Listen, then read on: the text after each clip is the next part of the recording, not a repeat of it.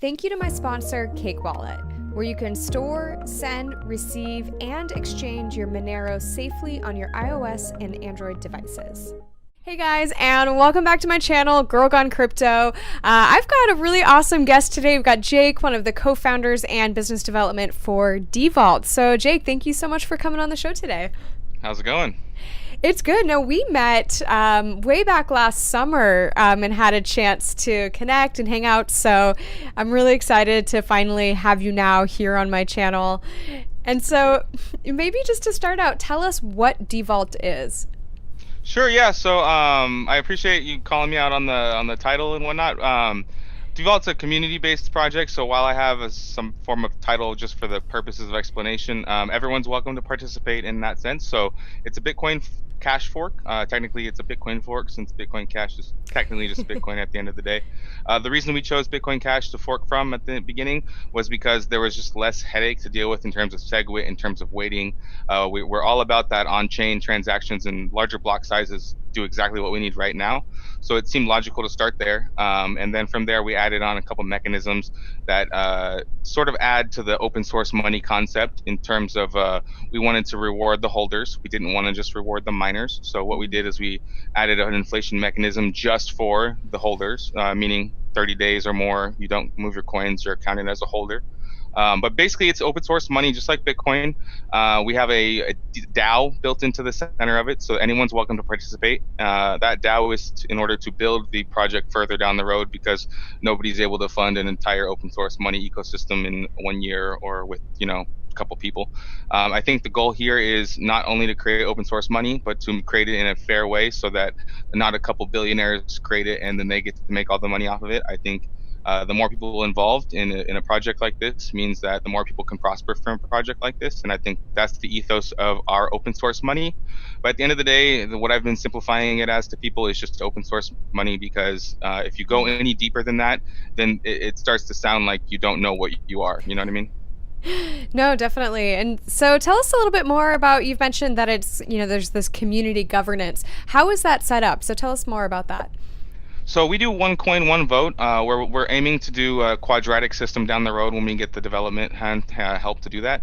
But I think the goal here is as a DAO, you want to distribute that authority, because we've seen lots of really good coins and good projects and good visions just collapse completely in bad leadership, or someone gets greedy, or someone gets hacked, or whatever it may be. Like, we don't want, or maybe even an exchange owner gets murdered or something crazy like that, right?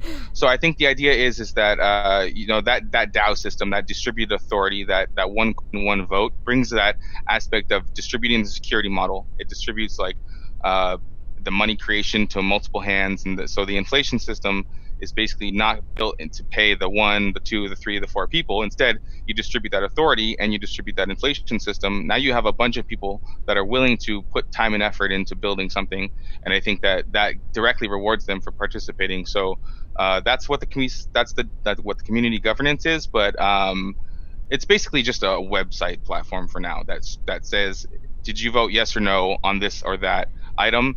And down the road, we're going to expand that obviously into a further of social mechanisms. We're going to add a more Facebook ideas, just things to make it fun, things to make people want to log in every day, want to check the voting system out, and just participate more, gamify it a little bit, Got it. So you've mentioned the DAO. What different DAOs do you have, and how do those work? So right now we have less DAOs than we started out with. Initially, we had the marketing, we had front-end development, we had core development, we had business development, and then we also had a community DAO. We had the bear markets. We launched it in the bear market last year in July. So I think the idea is it's hard to expand in that market, right? So we had to go down to 3. So right now we just have core, and we have business development, and then we have web development. I think community and marketing will come out of the business development again as soon as possible.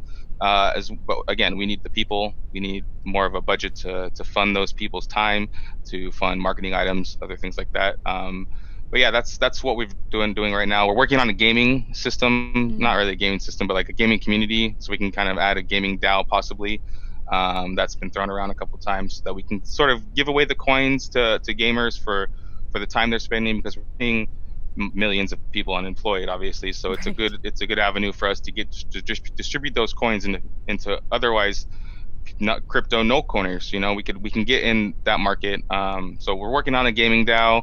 I think every time we add a DAO, it has to have a purpose. So Mm. it could be anything. It depends on what the people bring to the table, what ideas they have. Which, speaking of that, that's a question I had for you, just in terms of use case. Like, how do you see people utilizing this currency in this community? So that's always a good one that we get. And so I would say currently we've only really worked on features to foster our community, right? So Mm. we've worked on the DAO. So that's one use case is just being able to have that distributed governance. You can have polls, you could have votes on how to fund it, you could have votes on who to fund. You can have so a whole ecosystem of stuff can come from that. You have the open source money angle, which is borderless cash in a sense. But at the same time, we added the same, like, when you go to a bank and you get a savings account, the only reason is because there's an incentive for you to have your Right. money in that bank account. So we did our best to create a sort of proof of stake mechanism that's not really proof of stake because we're still a proof of work coin. So Mm. what we did is we said, hey, does this address have 21,915 blocks of unmoved like coin age, basically? There's like a coin age thing you can do, right? And so if it does, then that person gets, like, basically right now it's 1.25% per month or something, but it's adjusting over a 5-year span. So we had to give the control of those inflation things, like, to the community instead of a developer just choosing later on to up the inflation, up the inflation, up the inflation. Now it's up to the community in 5 years to pick another 5-year scale of inflation. And I think that's how we'll go down the road. That's another use case for those tying together, obviously. And then at the end of the day, we want to gamify the use case of this. So we want to add more apps. We want to add, maybe even a texting app that lets you text your friends and send cash or whatever else. Nice. But the goal is just to make it easy, make it fun, make it so that it's integrated into tons of different things, even if we have to build them ourselves. Because we're not going to wait around on this or that exchange or this or that company to add us our integration, or, like, we might as well just hack everything we can together, make it as useful as possible, and then eventually one day it'll be taken way more seriously than it is today, right? As it stands right now, we don't wash trade. We don't do any sort of market making as a team, as a DAO. Any of us that I'm aware of, at least, does anything like that. So people look at the coin price as the only metric, but they don't look at the GitHub, or they don't look at all the other stuff that's going on and say, maybe there's something else going on here. So I think the other use case for us, with that being said, is prosperity. Getting as many people as you can in before anybody goes out of their way to, like, make prices go up, or design the inflation mechanism in a way that makes the prices go up, or puts master nodes in and takes 65% of the block reward to make people rich. Like, none of that stuff is occurring because there's no reason for it. We don't have thousands and thousands and thousands of users, so what's the point of pushing a price up? So I think prosperity is another use case for us. So at the end of the day, what we look at is, how many users do we have? And that means how many people's lives can we affect in 2, 3, 4, 5 years, when all this work pays off and everyone starts to realize, maybe the market cap on CoinMarketCap isn't actually the only thing we should care about. And the next thing you know, 20,000 Devault holders are like, wow, I'm glad I've held on to this $50 for the last year and a half. Now it's worth whatever it's worth, which is going to be way more than $50, right? So I think that's the idea. Most people don't even have a savings account. So I think the number one use case for us is pairing all that stuff together to give them a sort of digital savings account. And I think that's where I'll shut up, right? That's kind of what the tie-in is for everything at the end of the day, is that digital savings account. But how do you explain that to somebody that's like, but how are you giving me interest because you don't own, you know what I mean? So that's the weird thing for people to understand. But yeah, that's our use case. That's the main one, I would say. Got it. And I think just in general, like, you're talking about kind of no coiners and helping to get people involved in the space. And there's just a whole, curve of explaining all sorts of things involved in that. Yeah. So, good for you to kind of be at the front lines of some of that education. The roughest part about Devault, honestly, is trying to encompass all the concepts in an explanation for somebody. So usually I just have to pick one or two. Right. So speaking of just kind of like the monetary side of things, you guys are a no pre-mine, no ICO project. So tell us a little bit more about why you decided to go that route and why that was important to you. Yeah, definitely. That's a good one. I love that one. I would say pre-mines, back in the day, if anybody's been in Bitcoin before 2016, they know that fast mines, pre-mines. I mean, Dash got the most annoying like troll army when I used to be a dasher back in the day, or whatever we called it with dark coiners was when I was in Dash. We had a lot of people that would make fun of Evan for his fast mine, and then Mm, you had a whole community of 90, I would say 90% of cryptocurrency people back in the day would tell you ninja mines, fast mines, anything that is unfair launch is like avoid it, right? mm, So nowadays it's kind of standard, like ICOs, 100% pre-mine. You have masternode launches, which all have a required proof of work, like fee to start this proof of stake masternode systems, right? They all have a little bit of pre-mine in it. A lot of them are really smart. They hide the pre-mines these days. mm, So it's just something for us that we didn't want to have that taint, or that we didn't want to unfairly fund. We didn't want to have 5 or 6 people with 6, 10, 20, 40% of the block reward all the time for no reason that they didn't deserve. So I think for us, it just came down to, do the right thing. And I think that was the right thing to do. We could have ICO'd a token on Ethereum or something, but instead we forked Bitcoin and did it the hard way, the old school way, whatever you want to call it. And I think that was a decision we made, just to be amoral and be like, in our minds, like starting from a pure standpoint. mm, mm-hmm. So, one thing that I noticed on your website is you've talked about cold rewards. Can you explain what that is and how that works? Yeah, so that was that inflation mechanism I talked Okay. about before. Cold rewards is basically our fancy name for that proof of stake like reward mechanism. Again, we're a proof of work coin. You can mine us with your Bitcoin ASIC miners. Just basically change a couple URLs and make an account on one of our pools, and you'll be ready to go. And then there's that extra inflation that is cold rewards. So basically, it comes out to roughly 15% of inflation from time to time. I think as we grow and as more people are holding, it takes up a little bit more of the inflation, but at the same time, our mining reward is constantly going down anyways. So it's kind of like this separate mechanism designed specifically to reward people in a trustless manner. So in proof of stake coins, if you wanted to have a masternode running, and to get those passive rewards, you'd have to set up a system, a VPS, a computer, something, right? And you'd have to set all that stuff up. You'd have to put the 10,000 coins there, or whatever they call it, right?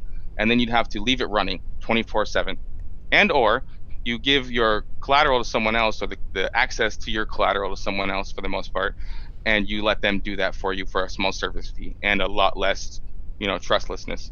So for us, we wanted to design a mechanism that was kind of like that, but way better. So Mm, Spock, one of our main developers, we have two main developers, Proteus and Spock. Spock's, I want to say, 40-year C++ guy. So he knows what he's doing very much. He's been in Bitcoin for quite some time. He's worked on a couple previous altcoins. He coded this entire system himself based on a couple things that I said to him about how we can improve a proof of stake system. Um, he basically took a month, came back, said, "Here it is. We wow. adjusted a couple things, and now we have this pure, unique inflation system." Maybe he has some inspiration from other coders. I'm not sure, but I would assume that most of this is he kind of cooked it up based off of our conversations. It basically is, you don't need to have a node running. You just need to have 25,000 coins. You need to have it sitting there for basically 30 days, which is 21,915 blocks. And then you randomly get, not randomly, but after that period of time, get airdropped, basically. Mm, No need. You can be offline. You can have a paper wallet. Doesn't matter. It still works. So that, I think, is a better system than hot. mm. I call it hot staking, where you have an online node and you're getting paid out. Got it. Now, tell us a little bit more about what's next for Devault. What are you guys working on right now? So Spock's actually working on BLS signatures. This is a proposal by him. He's spent the last month and a half, I would say, coding it up just to show everyone how it works on a test net. But basically, he wants to replace, first off, he wants to go side by side with a new signature format, BLS signatures, and then later on completely replace the old school signatures, which are right now the Betch 32. We took out base 58 already, which is what Bitcoin uses. And we went purely with Betch 32, which is a lighter signature format that Bitcoin Cash uses side by side with base 58. I think recently they've started pulling base 50 out finally, but we kind of did a couple upgrades that we saw that they wanted to do ahead of time that we had the ability to do because there's not a lot of people to tell us no at the beginning, right? Right. And then BLS signatures are basically going to be a way that he can sort of, he's saying it's kind of like a Mimblewimble in a sense where you aggregate all the transactions into a single block. So he has an idea, he's trying it out, he wants to see if he can create a privacy mechanism. He has, I think it's a pretty good idea, honestly, where you can basically, like, it's like dark send, but way faster and way more. And it's like, when I say dark send, I mean like they're shuffling on the blockchain. So if we went with this signature format and the way he wants to do it, you could basically send hundreds of signatures in a single block. So it's a single transaction. So how do you really like surf through that and hunt people down and all that kind of stuff with that format? It would also be able to scale a little better, I think he says, with larger blocks. So if we went with that, it would be a permanent thing. We would have to kind of go back and redo some of our work we're doing now. Proteus is also working on forking the SLP from Bitcoin Cash, which is basically the simple ledger protocol. We're going to rename it, obviously, but basically tokens on Devault. That'll be coming down the road. And then personally, I'm working on just the gaming community right now, just kind of fostering as many people that are unemployed at home, just stuck and not a lot to do. I'm trying to reach out to those type of individuals and say, here's 1,000, 2,000 coins, or here's a Call of Duty competition, or here's something fun that'll get them interested. And then we say, yeah, there's crypto involved, by the way, you can win some cryptocurrency, or you can just be given some cryptocurrency from someone nice in the chat room. I think that's our angle for the summer. And then, once funding changes, once the market sort of changes, we'll revisit that. Right now, we're just waiting on the block rewards to drop and that kind of stuff. Yeah, just normal crypto stuff, just day to day. Keep in touch with everybody, see how everyone's doing, and get through the bear market. Awesome. Well, Jake, it's been so great to have you on the show and just learn more about Devault and what you guys are up to. So thank you again for coming on. No, thank you.